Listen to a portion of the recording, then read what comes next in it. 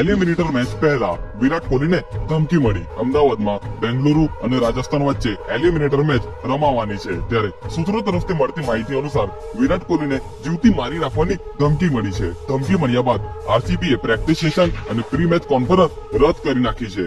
આ ઉપરાંત વિરાટને મળેલી ધમકીને લઈ પોલીસે પણ તપાસ હાથ ધરી છે. બંને પક્ષો દ્વારા પત્રકાર પરિષદ ના કરવાનું પ્રાથમિક કારણ વિરાટ કોહલી માટે સુરક્ષાનો ખતરો હતો અને ગુજરાત પોલીસે આતંકવાદી ગતિવિધિની શંકામાં સોમવારે રાત્રે અમદાવાદ એરપોર્ટ પરથી 4 આતંકીની ધરપકડ કરી હતી.